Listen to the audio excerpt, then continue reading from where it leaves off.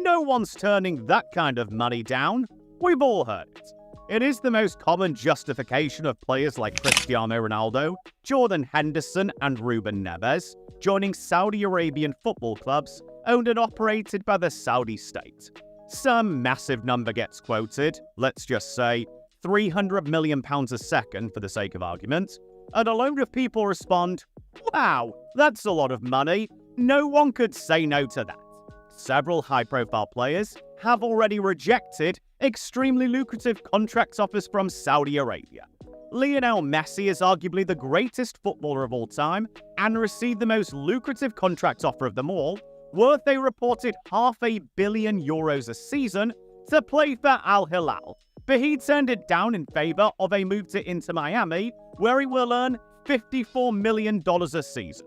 Messi's Saudi rejection is pretty well known, but I thought that it might be interesting to take a look at a handful of other players who, for a variety of reasons, have said no to earning 2, 3, or sometimes even 20 times as much as they currently earn to play in a tyrannical dictatorship in West Asia. Sergio Ramos. One of the most decorated footballers of all time, Sergio Ramos has racked up over 800 club appearances, 180 international caps of Spain, and has won 28 trophies, including the Champions League, European Championships, and the World Cup over the past 2 decades.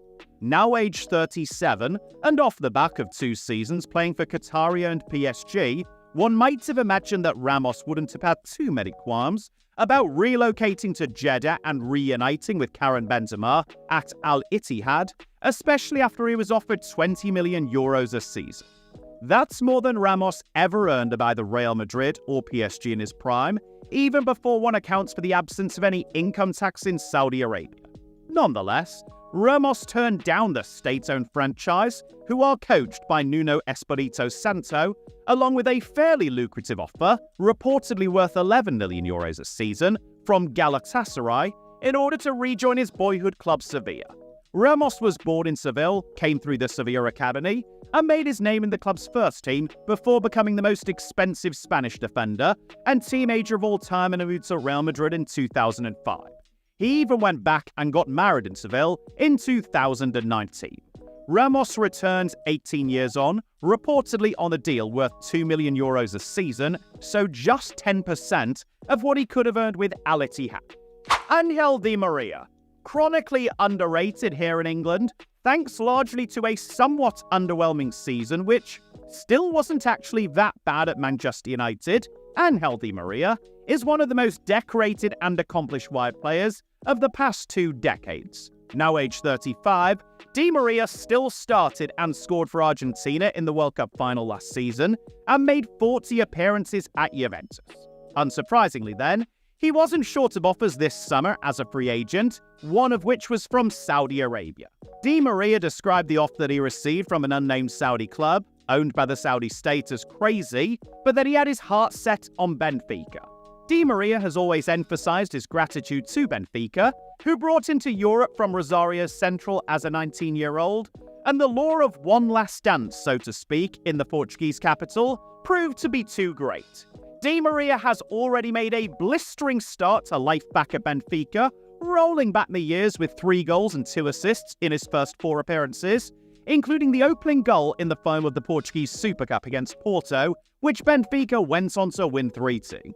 Heung-min Son. Having lost their all-time record goal scorer Harry Kane this summer, it would have been a bitter pill to swallow for Spurs fans had they also lost Heung-min Son, their second most important player of the last decade, and their 6th highest scorer of all time. Thankfully then, when Saudi Arabia came calling, some said thanks but no thanks. An unnamed Saudi club was prepared to make an opening bid of €60 million for Son and quadruple his after-tax income, but some wanted at least one more season in the Premier League. Luka Modric. There is barely a member of Real Madrid's 2018 Champions League winning team, which the Saudi state hasn't tried to sign, in 2023.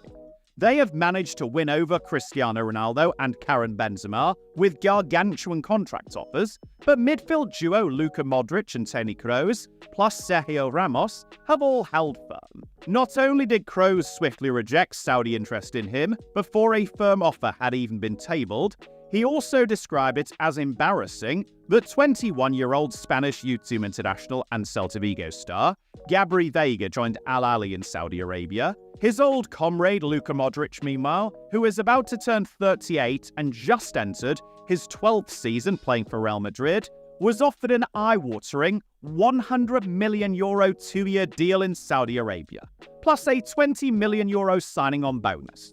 That is 3 times as much as Modric earns, €20 million a season, at Real Madrid, or close to 6 times as much once you take taxes into account.